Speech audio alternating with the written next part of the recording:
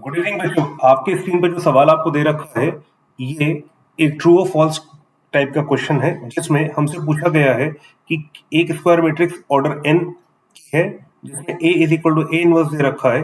तो और ये एक्सप्रेशन जो कि एक डिटर्मिनेंट के अंदर है, तो ये एक नंबर आएगा, वो 625 यानी 625 के बराबर होगा कि नहीं होगा किसी n के लिए। अगर ट्रू है तो n की वैल्यू निकालनी है, फॉल्स है तो सिंपली फॉल्स लिख देना है।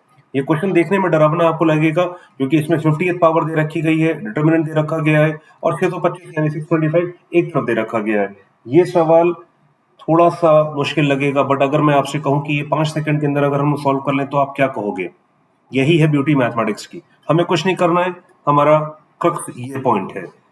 हमने इसको लिखा a is equal to A inverse, this means A दोनों तरफ a से मल्टीप्लाई मैंने कर दिया, तो मुझे मिल जाएगा a square is equal to I. हमारा सवाल यहीं ओवर हो गया। अगर a square is equal to I है तो a टू द पावर 4 का मतलब क्या हुआ? ये भी आ जाएगा i के बराबर, a टू द पावर 6 भी i के बराबर आ जाएगा, a टू द पावर 8 भी i के बराबर आ जाएगा, even a to the power 50 भी i के बराबर आ जाएगा। यानी जितने भी टर्म्स हमारे हैं ये individually a square, a to the power 4, a to the power 6, a to the power 50, ये सब i के बराबर हैं।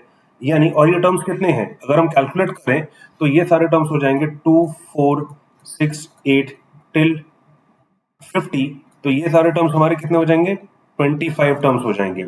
मैंने इनको बराबर लिख लिया आई के। इनको जब मैं ऐड करूंगा तो मुझे 25 टाइम्स आई मिल जाएगा। जब मैं इस पर डिटर्मिनेंट लगाऊंगा तो ये हो जाएगा 25 आई डिटर्मिनेंट के अंदर। और अब हम जानते हैं कि जब हम किसी के को ए से डिटर्मिनेंट से बाहर निकालते हैं तो वो के टू द पावर एन ए हो जाता है, और एन की वैल्यू क्या होती है? जो ऑर्डर होता है ए का।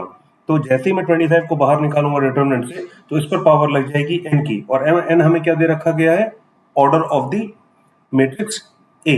तो ये हो जाएगा 25 टू द पावर एन, और हमको ये क्या दे रखा गया है? ये ऑलरेडी 625 के बराबर दे रखा गया है।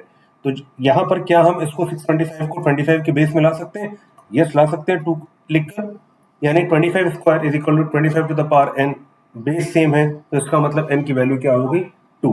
ये सवाल देखने में बहुत कठिन आपको लग रहा होगा, पर यह सवाल बहुत ही सिंपल था।